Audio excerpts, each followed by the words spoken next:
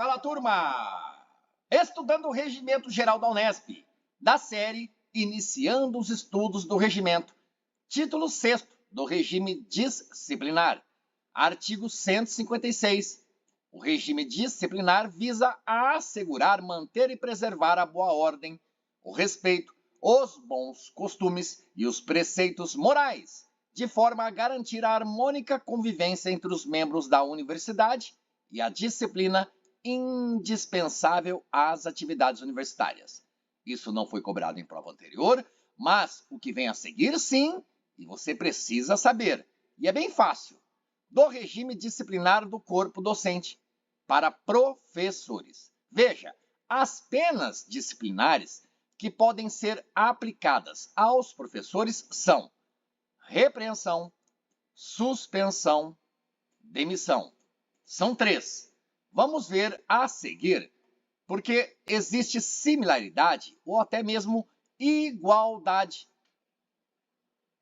das penas que são aplicáveis aos membros do corpo técnico e administrativo. Repreensão, suspensão e demissão. Então é fácil. Penas a professores. Repreensão, suspensão, demissão. Penas a servidores técnico-administrativos. São as mesmas 3 penas. No caso dos alunos, são 4. E, além de 4, você vê, repreensão também tem para professores e servidores técnico-administrativos. Suspensão, idem, mas para alunos existe a advertência verbal. Se na sua prova estiver escrito lá, em alguma alternativa, advertência escrita, não. Advertência verbal, guarde. Aquele antigo, né? Pito. Tomaram um pito do professor. Advertência verbal. E desligamento. Porque você viu, para servidor técnico administrativo, para professor existe a demissão. Seria a pena mais gravosa, mais grave. Para aluno não dá para demitir o aluno. Então ele é desligado da Unesp. Então, voltando ao que falávamos aqui no capítulo 1º, das penas aos professores, corpo docente, repreensão, suspensão, demissão. Importante que no Regimento Geral da Unesp não fala qual falta, qual erro de um professor pode levar a uma repreensão, ou suspensão, ou demissão. Muito comum nas últimas provas, naquelas situações hipotéticas, estilo de questão, fala da Maria, que fez algo de errado e foi grave, não sei o quê, e para ela se aplicaria o quê? Repreensão, ou então uma suspensão. Não, não dá para saber apenas pelo que está escrito aqui no regimento. Não existe isso. Se fizer A, B, C, é repreensão. Se fizer D, E, F, é suspensão. Se fizer G, H, seria demissão. Não tem isso para professores, nem para servidores técnico-administrativos. No caso de alunos, é interessante porque fala de algumas infrações dos alunos. Faltas, erros. E aí você vê incisos 1º até 11º, ou melhor, inciso 11, praticar atos que atentem contra o patrimônio científico, cultural e material da Unesp, é uma infração disciplinar de um aluno que pode levar a quê? Fábio, isso eu acho que é uma infração média, então vai ser uma repreensão ou uma suspensão. Não dá para nós termos esta certeza só com o regimento, tá bom? Importante é você saber que no Regimento Geral da Unesp fala de infrações, exemplifica, enumera, e aqui não é um rol taxativo. Não se esgotam, não são apenas essas as infrações. Podem existir outras, mas pelo menos você sabe de 11 infrações que não devem ser cometidas pelos alunos. E a partir de uma ou de outra infração, o aluno pode ser advertido verbalmente, repreendido, suspenso ou desligado da Unesp. Legal, então? Então guarde isso. E aí, voltando sobre o corpo docente, 3 penas ou penalidades. Então você entendeu. Estudamos o regime disciplinar. que ele se divide em infração disciplinar, é o erro, é a falta.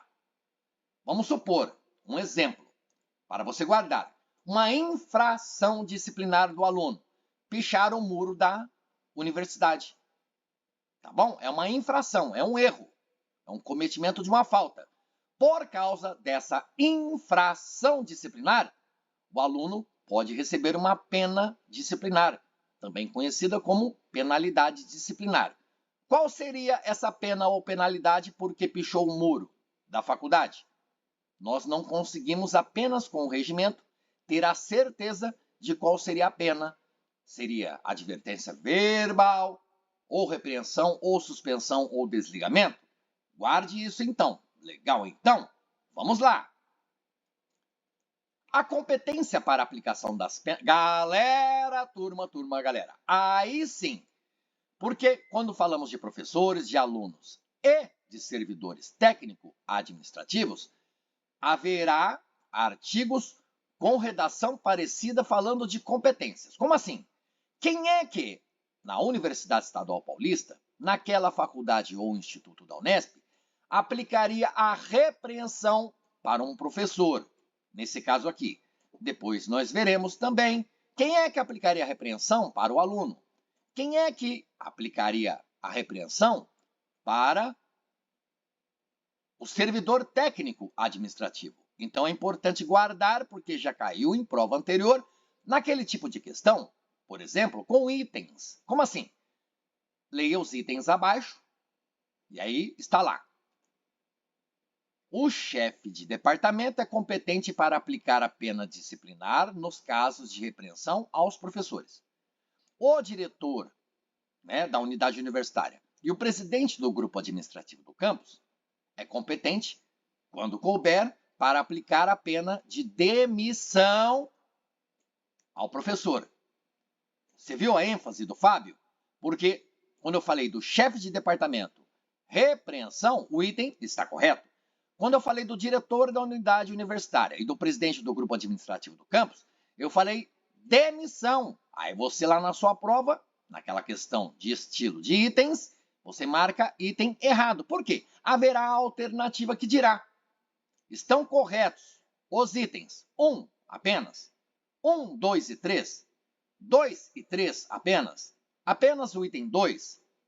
Entendeu? Lembrou como é o estilo de questão? Aqui no canal existem playlists dedicadas ao Regimento Geral da Unesp, são 8, uma delas resolvendo questões de provas anteriores e também questões inéditas da Banca na Gata. Vou deixar nos cards a playlist resolvendo questões de Regimento Geral da Unesp, mais de 200 vídeos, turma.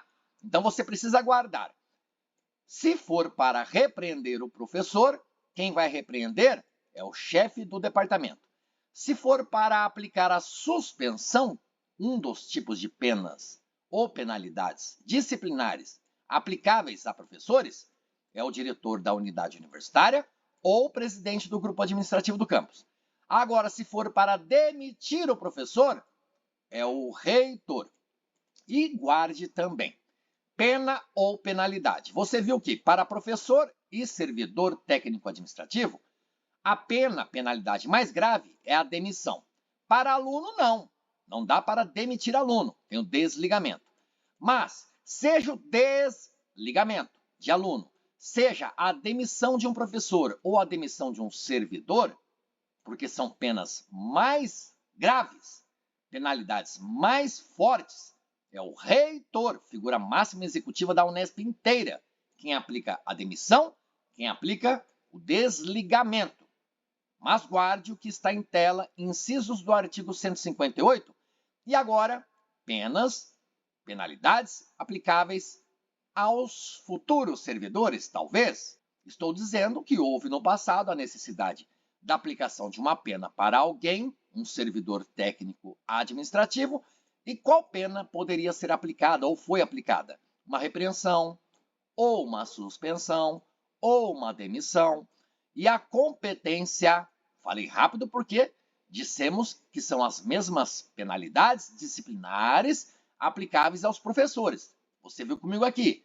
Isso é estudo assertivo. E olha o que eu disse. Novamente, aquela redação. quem é que aplica a pena de repreensão ao servidor técnico administrativo? E a suspensão? E a demissão?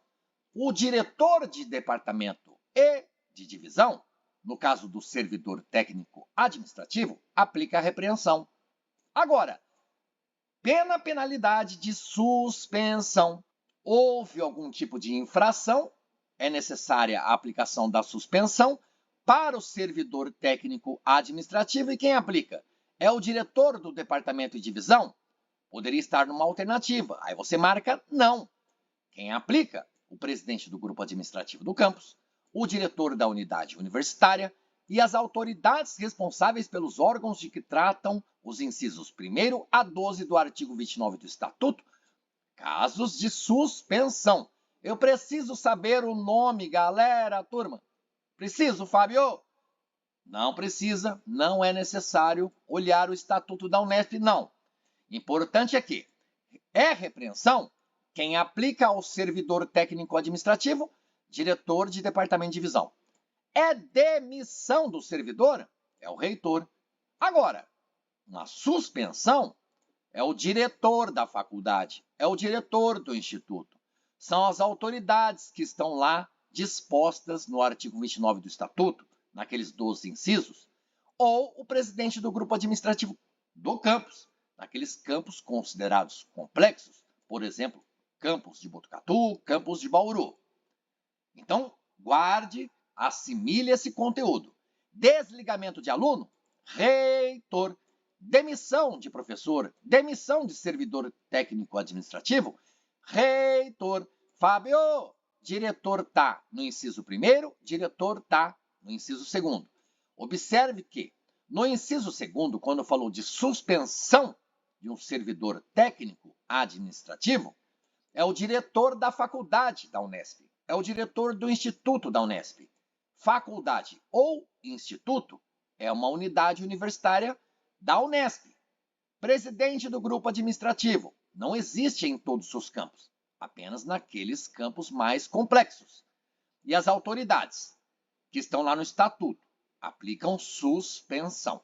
E esse diretor de departamento e divisão, não importa quem é essa figura nesse momento seu, dos seus estudos para o concurso público da Unesp, mas perceba que, falando de repreensão para o servidor técnico administrativo, não está no inciso 1º o diretor da unidade universitária. Tanto é que está aqui, ó, o nome completo expresso escrito.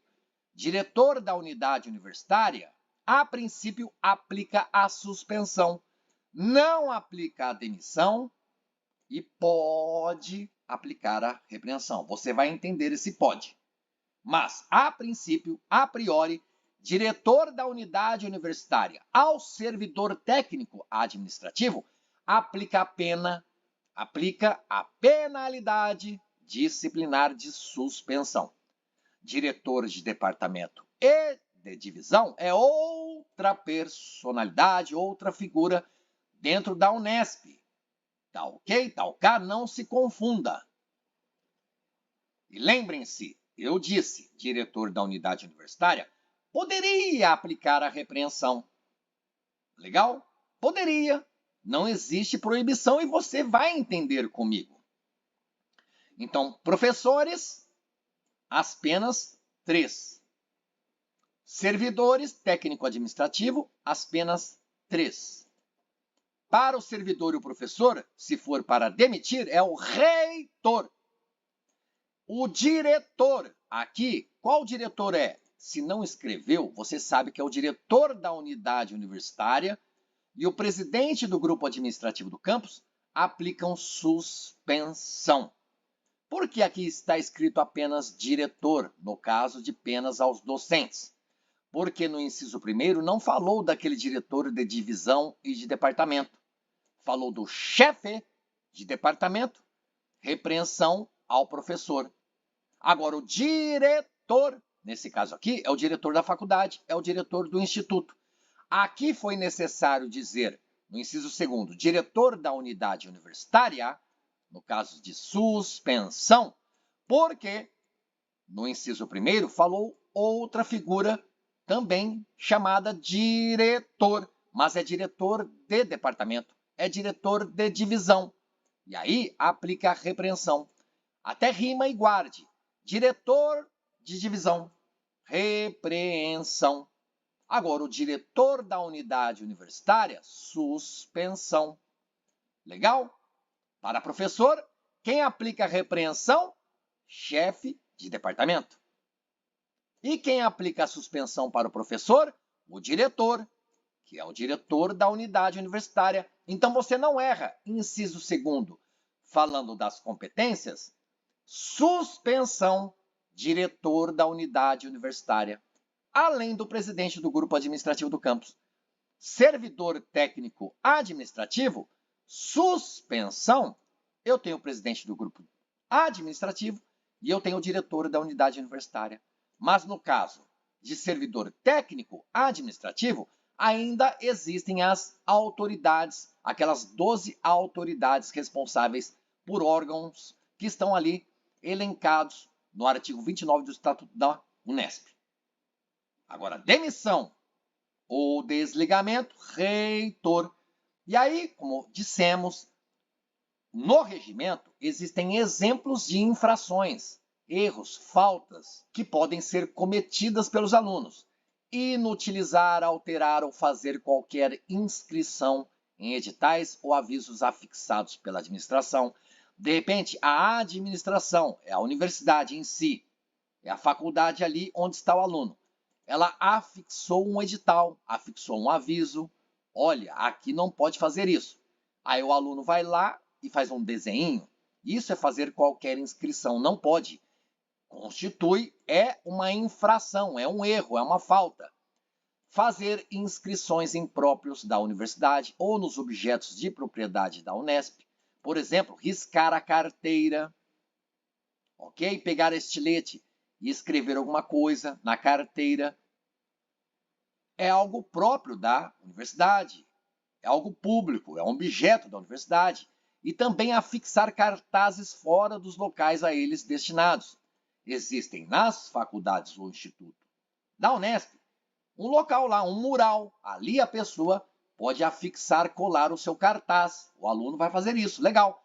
Agora, sair colando cartaz em qualquer parede, muro, em poste dentro do campus da Unesp, não pode. É uma falha, um erro, é uma infração disciplinar.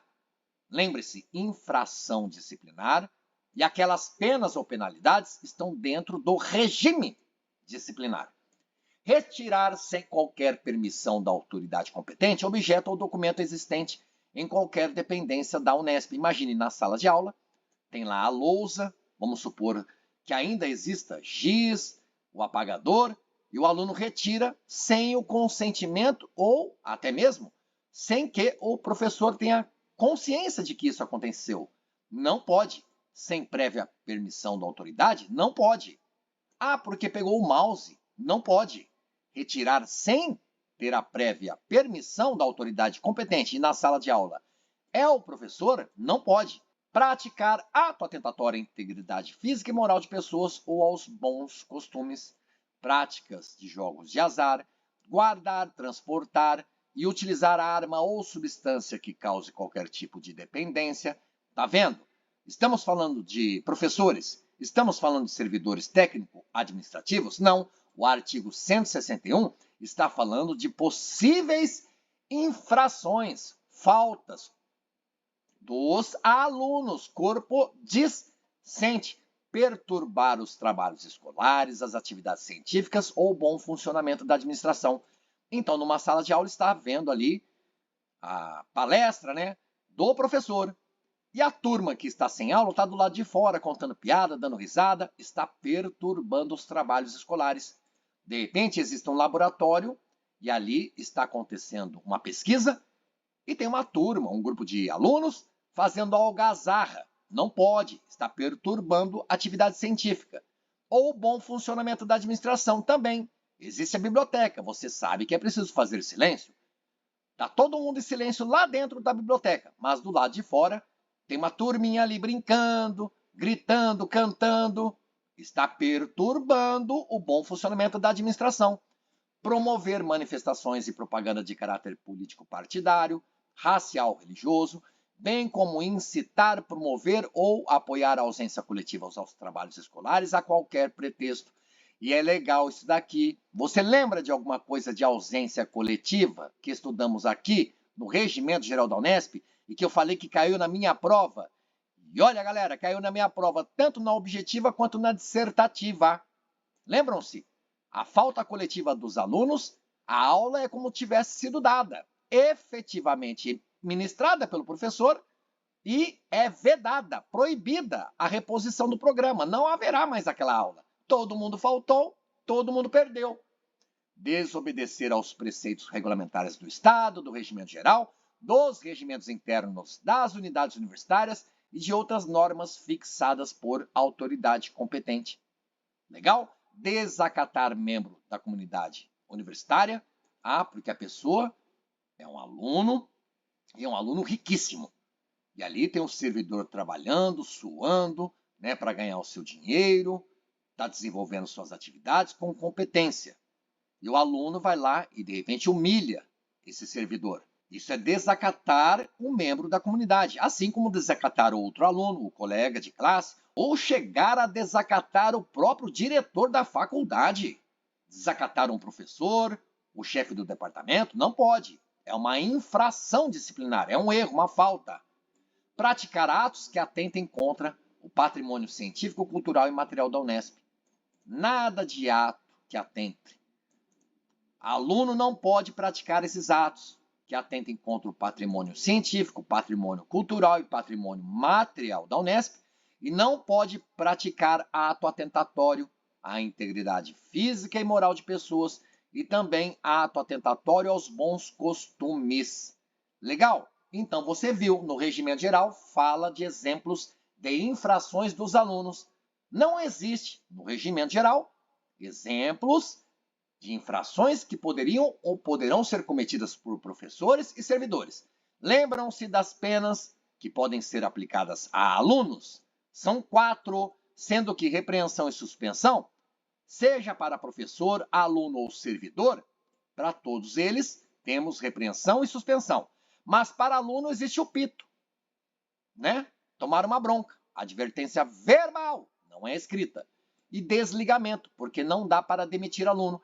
E olha de novo, quem é que tem a competência para aplicar a pena de repreensão ao aluno? Quem é que tem a competência de aplicar a pena de desligamento?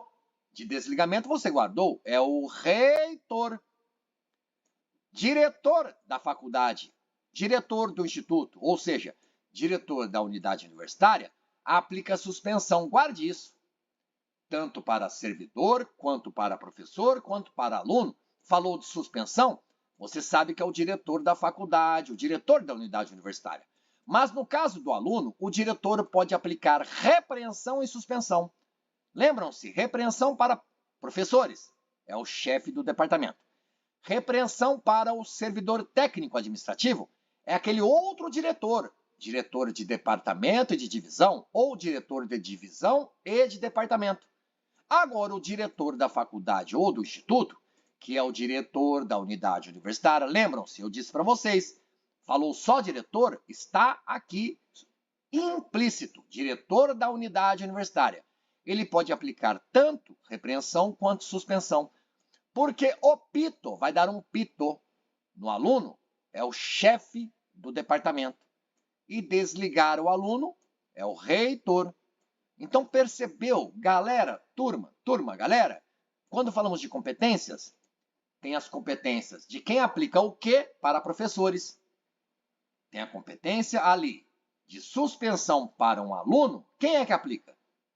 De suspensão para um professor, de desligamento do aluno, quem aplica? De repreensão ao servidor técnico administrativo, você precisa então saber isso. Quase que decore e salteado. Só serão consideradas, e aqui estamos falando dos alunos, galera, porque é o parágrafo 1º do artigo 163. Só serão consideradas, para efeito de aplicação das penas disciplinares, as faltas cometidas dentro do campus, intracampus. O que a pessoa fez extramuros, Fora da universidade, não haverá consequência ao aluno, pelo menos dentro da Unesp, porque só serão consideradas as faltas cometidas dentro do campus. E percebam, faltas cometidas, aquelas infrações disciplinares dentro do campus. Da pena disciplinar aplicável, caberá recurso ao órgão colegiado superior competente no prazo de 10 dias da ciência do interessado ou 10 dias da publicação da decisão. Então, houve a decisão para o aluno, porque ainda estamos falando de aluno, é parágrafo 2º do artigo 163, fala das competências de aplicação de penas e penalidades aos alunos. Então, da pena disciplinar que foi aplicável ao aluno, foi um desligamento, foi uma advertência verbal, uma repreensão, uma suspensão, vai caber recurso ao órgão colegiado superior competente, órgão acima daquele que aplicou a pena de repreensão, de advertência verbal, de desligamento ou suspensão. E isso no prazo de 10 dias, número mágico. Guarde, galera. Da ciência do interessado, como assim? O interessado soube que a ele foi aplicada a pena de suspensão. Então, a partir daquele momento, começa a contar 1, 2, 3, até 10. Não são 15 dias, não é o prazo de 5 dias, mas 10. Precisa guardar, galera. Ou da publicação da decisão, porque de repente o aluno não recebeu um e-mail informando que a ele foi aplicada a pena de suspensão. Mas a decisão foi publicada numa portaria, em algum local, e cabe ao interessado, no caso, a pessoa que está recebendo a pena ou penalidade, cabe ao interessado ficar por dentro, como diz a moçada, estar sabendo, ir em busca do resultado. Qual foi a decisão? Eu não sofrerei nenhuma pena ou penalidade porque eu cometi aquela infração. Seria uma suspensão ou uma repreensão? Entendeu? Prazo de 10 dias. Ou da ciência dessa pessoa, do interessado, ou da publicação da decisão dessa pena ou penalidade. O registro da sanção aplicada ao aluno não constará. Galera, já caiu em prova anterior, estava numa alternativa. Que aí, o registro da sanção aplicada ao aluno foi aplicada a suspensão. Vai estar no histórico escolar dele? Olha, no primeiro semestre do ano tal, o aluno José recebeu uma suspensão. Não, não estará isso escrito no histórico escolar do aluno. Será cancelado do prontuário do aluno aquele registro da sanção prevista no inciso 1º e 2º do artigo 162, se, no prazo de 1 ano da aplicação, o aluno não incorrer em reincidência. Olha como é importante aquilo que eu digo, a remissão, a volta àquilo que você já leu. Inciso 1º e 2º do artigo 162. Estamos falando de aluno. Então, mesmo sem voltar lá, você sabe que está falando advertência verbal, repreensão, suspensão e demissão. Demissão não, desligamento. Mas, na dúvida, você vai ao artigo 162, está aqui. Penas ou penalidades ao aluno. Eu tenho advertência verbal no inciso 1º, eu tenho repreensão no 2º, suspensão no 3º, desligamento no 4º. Mas ali citou 1 e 2, advertência verbal e repreensão. Então, será cancelado do prontuário do aluno o registro. Olha, o aluno tal sofreu uma advertência verbal. A aluna sofreu uma repreensão. Essas sanções, penas, penalidades, que foram aplicadas a essas pessoas, essas sanções, ou o registro dessa sanção, dessa pena, penalidade, que estava lá no prontuário do aluno, vai ser cancelado. Cancela o registro. Se, no prazo de 1 ano da aplicação, tomou a sanção, aí passou 1 ano, não cometeu mais nada de errado, então, e também porque não houve reincidência, não fez o erro de novo, lá do prontuário o registro é cancelado, é retirado. Tá ok? É isso que diz o parágrafo único do artigo 163A. E lembrem-se, é repreensão e suspensão? Não. Inciso 1º, advertência verbal. Inciso 2º, repreensão. Nós frisamos. E você sabe, apenas para aluno existe advertência verbal. Não tem pito para o servidor, não tem pito para o professor. Legal? O aluno que sofrer a pena disciplinar de desligamento, que é a penalidade mais grave, ele não poderá realizar nova matrícula na Unesp antes de decorridos 5 anos do ato do desligamento. Como dissemos, aluno não pode ser demitido, mas pode ser desligado. E se o aluno é desligado, se ele sofre essa pena ou penalidade de desligamento, ele não vai poder fazer nova matrícula em toda a Unesp, em qualquer lugar da Unesp, antes de decorridos 5 anos do ato do desligamento. Então ele é desligado em 2025. Ele não pode se matricular em qualquer faculdade, em nenhum instituto da Unesp, em 2026, 27, 28, 29, tá entendendo? 5 anos, número mágico, guarde. Não são 10 anos, não é apenas um ano. Na aplicação das penalidades referidas nos capítulos anteriores, serão consideradas a natureza e a gravidade da infração. No que se refere às penalidades aplicáveis ao corpo discente, serão considerados os seguintes elementos. De novo, tá vendo? Cita infrações dos alunos, cita os elementos que podem deixar mais grave ou menos grave um ato, e aí fazer com que a pena ou penalidade seja, que a pena ou penalidade correspondente seja mais forte ou não. O que vai ver? Primariedade do infrator, aquele aluno infrator, é a primeira vez, o dolo ou culpa, o valor e a utilidade dos bens atingidos. Uma coisa é afixar um cartaz fora do local que é permitido, né? Isso é uma coisa. Outra coisa é derrubar o muro da universidade, entendeu? Grau da autoridade ofendida.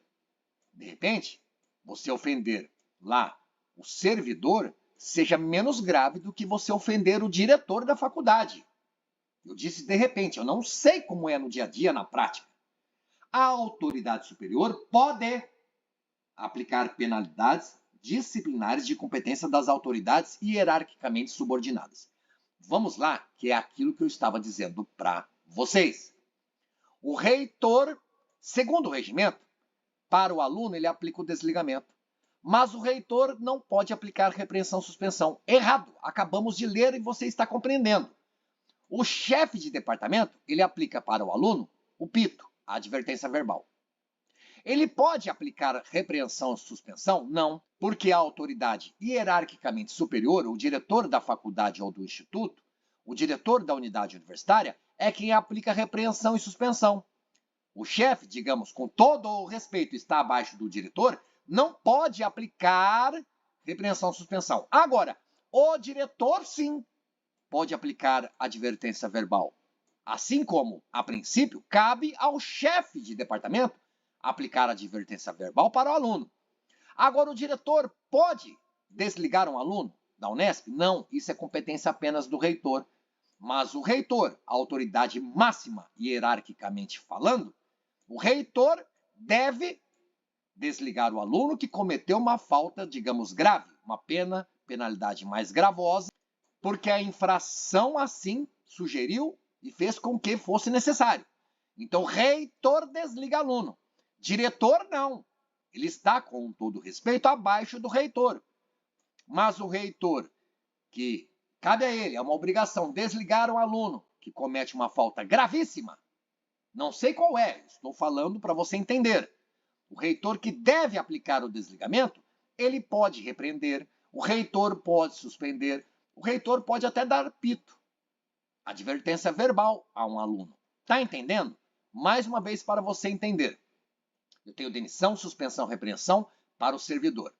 O diretor de departamento de divisão, para o servidor técnico administrativo, aplica repreensão. Ele pode demitir o servidor? Não pode. Ele pode suspender, aplicar suspensão ao servidor técnico administrativo? O diretor de departamento de divisão? Não. Agora, o presidente do grupo administrativo do campus, ele pode aplicar, sim, suspensão ao servidor técnico administrativo. Ele deve, inclusive, se houve uma infração que leve à suspensão, é competência dele, ou do diretor da unidade, ou de autoridades que estão lá no estatuto.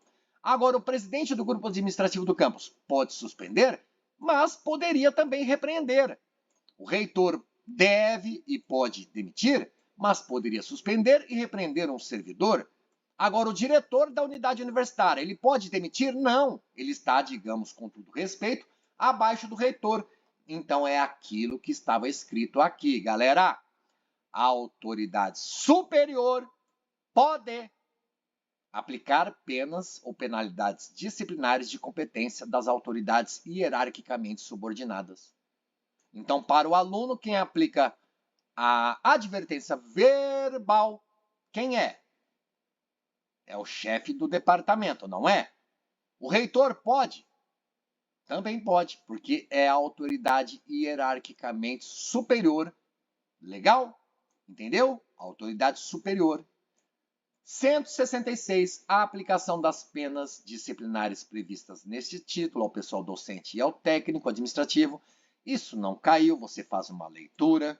Em matéria de regime disciplinar, aplica-se ao pessoal docente e ao técnico administrativo, sujeitos ao regime da CLT, disposto na referida consolidação, porque é a consolidação das leis trabalhistas, observadas as disposições do ex-Unesp, não é o Estatuto da Unesp, é o Estatuto dos Servidores da Unesp. A critério das autoridades competentes e desde que não contrariem o que está escrito na CLT, poderão ser observadas as normas fixadas neste título, as autoridades a que este regimento confere atribuições para aplicação das penalidades serão também competentes para fins deste artigo, as penalidades previstas nos incisos 1º e 2º do artigo 162 poderão ser aplicadas pela autoridade competente sem prévia instauração de sindicância ou de processo administrativo. Lembram-se, penalidades para alunos. Inciso 1º, advertência verbal. Inciso 2º, repreensão. Artigo 168, então, está falando de penalidades para alunos, sem prévia instauração de sindicância ou de processo administrativo, nos casos de penas disciplinares aos alunos, de advertência verbal, inciso 1º, e de repreensão, inciso 2º. Haverá instauração de sindicância nas infrações disciplinares que impliquem o afastamento das atividades acadêmicas, ficando assegurada ampla defesa ao indiciado. A sindicância de que trata o parágrafo anterior será composta por 3 elementos, 3 membros, designados pela autoridade competente, que deverão apresentar relatório após os términos dos trabalhos. E olha que legal, chegando ao final do regimento geral, disposições gerais, e muito do que está aqui no finalzinho do regimento já caiu em prova anterior. Vestes talares, você sabe o que é? Busque na internet, no Bing, no Google, no Yahoo. Veja como é esse tipo de indumentária, vestimenta, veste, roupa, traje, uniforme. Nas cerimônias universitárias solenes da Unesp, será obrigatório o uso de vestes talares. Cerimônia universitária solene. Os colegiados e as comissões da Unesp só poderão funcionar com a presença da metade e mais um de seus membros, salvo casos de terceira convocação. Já caiu em prova anterior, galera. Primeiro que isso estava numa alternativa e estava certo. É obrigatório, não é facultativo o uso dessas vestes talares. Tem aqui no canal um vídeo que eu mostro essas vestes. Olhe nos cards, vou procurar, vou deixar aqui para você não perder tempo indo à internet. Os colegiados e as comissões, colegiado, Fábio, a congregação, comissão permanente de pesquisa, comissão permanente de ensino. Geralmente as comissões, elas vão ali ajudar a congregação, que é um colegiado. Colegiado e comissão não é a mesma coisa, por isso que estão aqui separados. Os colegiados e as comissões dentro da Unesp, em cada unidade universitária da Unesp, seja a faculdade ou instituto, só podem funcionar com a presença de metade e mais um dos seus membros. Galera, turma, guarde isso. Não é com a presença de 2/3 dos membros, de 3/5, de 2/5, de 2/4. Fábio, 2/4 é metade. Tá vendo? Mas também não é metade. É metade e mais um dos seus membros, salvo nos casos de terceira convocação. Convocou pela primeira vez, eu preciso ter lá presente a metade dos membros do colegiado sendo metade e mais um. Não basta metade. Fábio, houve uma segunda convocação para uma comissão ali da Unesp. Quem está presente? Eu tenho metade e mais um? Então vai poder funcionar. Fábio, seja um colegiado ou uma comissão, foi para a terceira convocação. Aí não é necessário cumprir isso daqui. Não precisa de ter metade mais um dos membros. De repente, haja só metade. De repente, haja um a menos que a metade. Porque é terceira convocação, a reunião vai poder funcionar. Entendeu, então? No caso de convocações consecutivas, será respeitado o intervalo mínimo de 24 horas. Convocou num dia. Aí não houve ali o quórum. Não houve metade mais um dos membros, porque seria uma primeira ou segunda convocação. Já vai convocar depois de 12 horas? Não. Precisa de, no mínimo, o respeito a 24 horas. As reuniões dos colegiados não são públicas, exceto as solenes. Ah, galera, aqui eu preciso falar. É típico da banca de concurso público brincar com palavras. Tira uma palavra, acrescenta uma palavra, tira de um lugar. Imagine numa redação de alternativa escrito assim: as reuniões dos colegiados são públicas, exceto as solenes. Não, tá errado. As reuniões dos colegiados, elas não são públicas. Essa é a regra. Reunião de colegiado na Unesp não é pública. Tá lá acontecendo a reunião da congregação. Você é membro da congregação? Não, então você não pode assistir à reunião. Você não pode entrar na sala onde acontece a reunião da congregação. Porque, em regra, as reuniões de colegiados não são públicas. Agora, quando são reuniões solenes, elas são públicas. E como assim, Fábio? Lembram-se aqui das vestes talares, para você compreender um pouco mais? Por exemplo, a cerimônia de colação de grau de uma turma que está se formando. É uma cerimônia solene. E aí, as pessoas que estarão lá na frente, autoridades, usarão vestes talares. Nessa colação de grau, que é uma cerimônia solene, ela é pública. Tanto a colação de grau, por ser cerimônia solene, é pública, que lá você vê pais, amigos, não é verdade? Agora, reuniões de colegiados na Unesp são públicas? Não são, é a regra, não são públicas. Exceto as solenes, com exceção daquelas que são solenes, por exemplo, a colação de grau. É uma cerimônia solene, as autoridades usarão vestes talares e essas cerimônias solenes, como a colação de grau de alunos que se formaram, é uma reunião que se torna, portanto, pública. Podem estar presentes os pais, os amigos, tios, vizinhos. Legal? Guarde, reuniões não são públicas. É a regra. Qual a exceção? Se as reuniões são solenes, as deliberações dos órgãos a que se refere este artigo serão adotadas por maioria simples de votos, exceto os casos dispostos de modo diferente pelo Estatuto da Unesp, pelo regimento da Unesp e pelo regimento próprio da unidade universitária.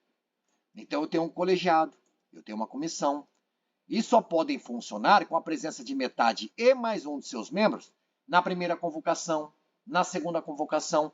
Na terceira convocação, eu não preciso da metade e mais um dos membros presentes lá para que ela possa funcionar a reunião. Legal? E as decisões desses órgãos, os colegiados, as comissões, as decisões são por maioria simples de votos. Maioria daqueles que estão presentes. Maioria absoluta de votos, eu tenho 10 membros, eu preciso de 5, que é a metade, mais 1. 5 mais 1, eu tenho 6. É maioria absoluta dos membros. Agora, maioria simples de votos. Quem estão presentes? Dos 10 estão presentes 8. Qual a metade de 8? 4. 4 mais 1, 5. Então, de 8 presentes, eu preciso de 5 votos, que é a maioria simples dos presentes. Maioria absoluta, todos os membros. Absoluta, todos os membros. Maioria simples, presentes. Simples, presentes. Tá vendo? Exceto os casos dispostos diferentes em estatuto, regimento. Legal? Guardou? Na primeira convocação da reunião de um colegiado, na primeira convocação da reunião de uma comissão, eu preciso de metade e mais um dos membros. Metade e mais um dos membros, aqui sim, eu penso em todos os membros, em termos absolutos, porque não falou dos membros presentes. Os colegiados, tem o colegiado, a congregação, 20 membros, eu preciso da metade e mais um dos 20 membros, não é daqueles que estão presentes. Qual é a metade de 20 membros dessa congregação que estamos exemplificando? É 10. 10 mais 1, 11. Se 11 dos 20 membros da congregação estiverem na primeira convocação, tem a reunião.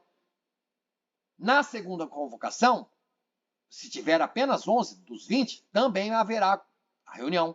Agora, de 20, apareceram 10 membros, aí não tem a reunião na primeira convocação ou na segunda convocação. Se já estivermos numa terceira tentativa, numa terceira convocação, e essa congregação com 20 membros apareceu apenas 9 pessoas, vai acontecer a reunião, porque é o que explica pra gente aqui, ó.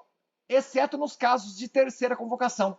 Na primeira e na segunda convocação, eu preciso da presença de metade e mais um dos membros daquela comissão, ou daquele colegiado, por exemplo, da congregação. Então eu pensei em termos absolutos. Quantos são os membros da comissão permanente de pesquisa? São 12.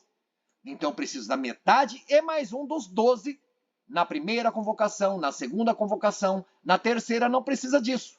Não precisa respeitar essa regrinha. E aí, quando fala de deliberação, aí eu penso em maioria simples. Não é a totalidade dos membros, mas daqueles que estão presentes. A congregação tem 20 membros. E aí, apareceram 11 membros. Eu tenho metade mais um. Metade de 20, 10. 10 mais 1, 11. De 20 membros, apareceram 11. Então, porque era a primeira ou segunda convocação, respeitou, né, a metade e mais um. Então, tem reunião. Para deliberar, eu preciso da maioria simples dos votos desses 11. Entendeu? Desses presentes. Eu preciso da maioria simples, que seria o quê? É a metade desses presentes mais um. Pense para facilitar uma congregação com 18 membros. A metade é 9. E aí apareceram 9 mais 1, 10. Eu tenho metade e mais 1. Então tem a reunião, 10. Qual é a maioria simples de votos desses 10 presentes de um total de 18 membros da congregação? Metade é 5. 5 mais 1, 6. Se 6 pessoas presentes, daquelas 10 presentes, votarem a favor, beleza. Maioria simples de votos. Legal? Nas eleições para representação junto aos órgãos colegiados, os representantes serão eleitos com seus respectivos suplentes. Nas eleições previstas neste artigo, não será permitido voto. Galera, turma, acredita que já caiu isso em prova? Estava lá na alternativa. Nas eleições para representação junto aos órgãos colegiados, os representantes serão eleitos com seus respectivos suplentes, sendo permitido o voto por procuração. Não é permitido voto por procuração. O professor que deixar de pertencer à categoria que representa nos colegiados da Unesp perderá a representação para a qual for eleito, sendo substituído pelo suplente. Também guarde isso, não houve muita cobrança, mas você leu comigo aqui o artigo 172. Cabe recurso das decisões. Galera, turma, bem legal. Dos diretores de departamento e de divisões administrativas e de outras autoridades de igual nível, cabe decisão ou cabe o recurso da decisão desses diretores de departamento à autoridade imediatamente superior. Não citou qual é a autoridade. Mas você imagina, o diretor de uma unidade universitária é uma autoridade superior ao diretor de departamento ou diretor de divisão administrativa. Do chefe do departamento ao diretor da unidade universitária, do diretor da unidade universitária às congregações, dos presidentes de grupos administrativos, das congregações e daquelas autoridades, 12 lá do estatuto, ao reitor. E olha só, do reitor ao conselho universitário, o principal para você guardar aqui. Do diretor de uma faculdade ou do diretor de um instituto da Unesp, que é o diretor de uma unidade universitária, cabe recurso à congregação, não é recurso ao reitor. E do reitor que muita gente poderia achar que seria a última instância, não, ainda cabe recurso ao Conselho Universitário. Então, você guarda do inciso 1º do 173 que aquele diretor de departamento tomou uma decisão. Cabe recurso a uma autoridade imediatamente superior. O chefe de departamento, ele tomou uma decisão. Cabe recurso dessa decisão ao diretor da faculdade onde está aquele departamento. Agora, o diretor da faculdade tomou uma decisão. O recurso não é ao reitor. O recurso não é ao presidente do grupo administrativo do campus. O recurso é à congregação. Então, eu destaco no artigo 173, inciso 3º, decisão do diretor da faculdade ou do instituto. Eu tenho recurso à congregação. Decisão do reitor da Unesp inteira. Eu tenho recurso ao Conselho Universitário. E olha que interessante. O disposto neste artigo aqui, 173, recurso de decisões, não se aplica àquelas sanções do regime disciplinar. Lembram-se? Repreensão, suspensão, desligamento, advertência verbal, demissão, cuja escala hierárquica está prevista neste regimento. Então, não se aplica. Aqui são outras decisões, não está falando de repreensão, suspensão de ninguém. Então, o diretor de departamento tomou uma decisão. A autoridade imediatamente superior pode receber o recurso da decisão do diretor de departamento. O chefe de departamento tomou uma decisão. E não estamos falando de uma advertência a um aluno, de uma repreensão. Não, são outros assuntos. O chefe de departamento tomou uma decisão, cabe recurso ao diretor da faculdade, diretor da unidade universitária. Então, guarde, bem importante, artigo 173, já foi cobrado. E isso aqui foi bem importante. São outras decisões, deliberações, não aquelas de cunho disciplinar. O recurso será interposto pelo interessado nos prazos fixados, contados da ciência da decisão a recorrer.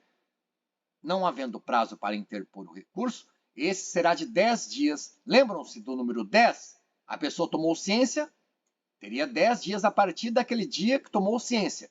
Ou foi publicada a decisão, 10 dias a publicação da decisão. Então, o número 10, número mágico, é o mesmo.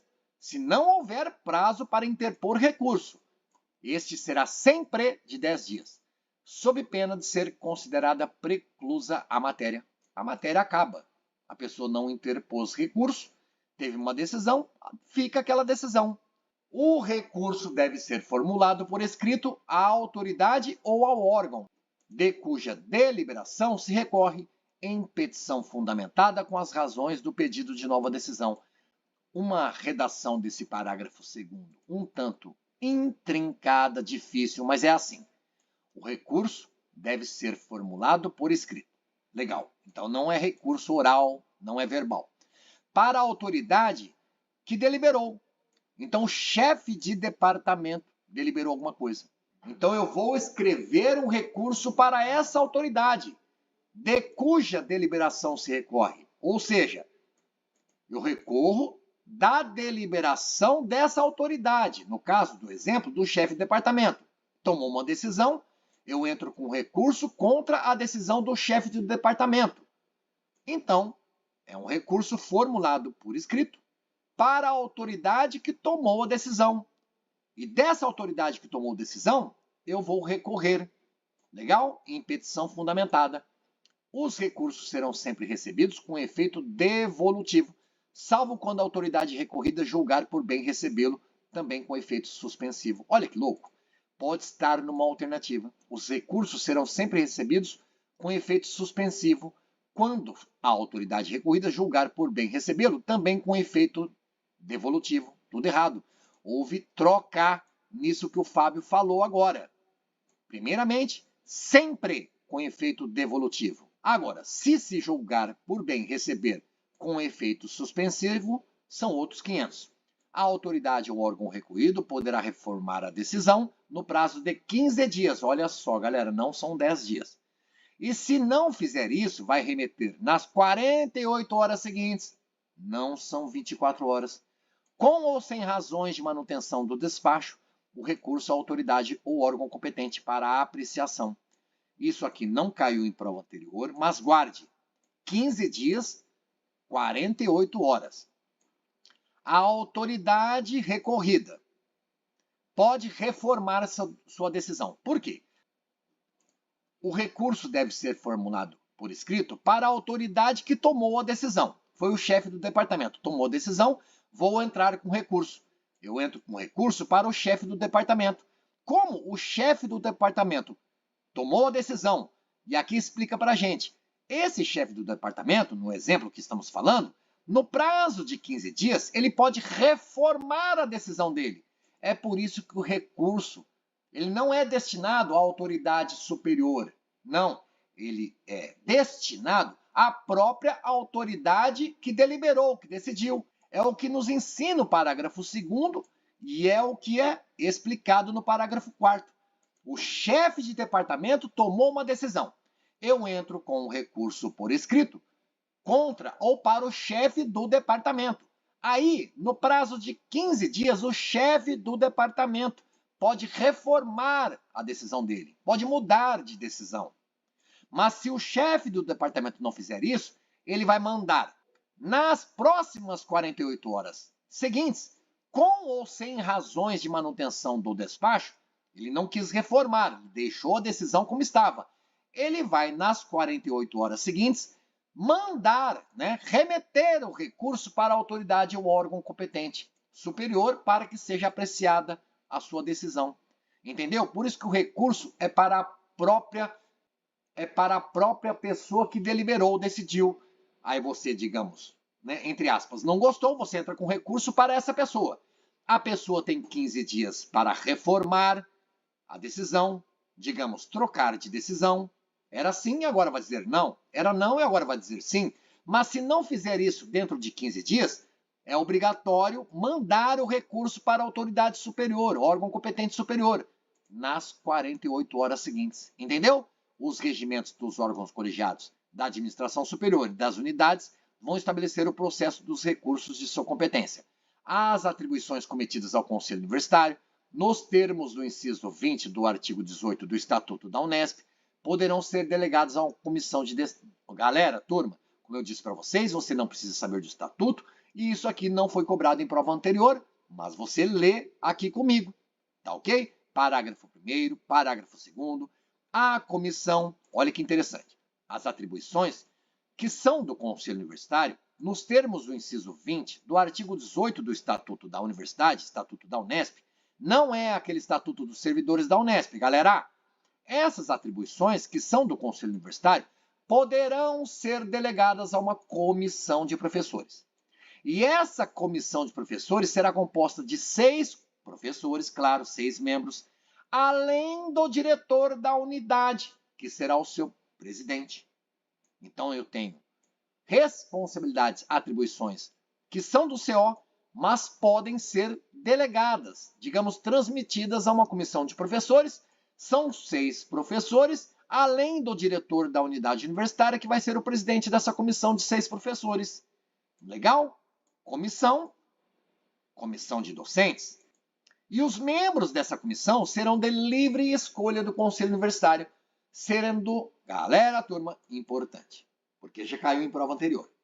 Eu tenho uma comissão de docentes que poderá ter uma atribuição que era do Conselho Universitário, porque foi delegada a essa comissão de 6 professores, inclusive tem o diretor da unidade, que é o presidente dessa comissão de 6 professores.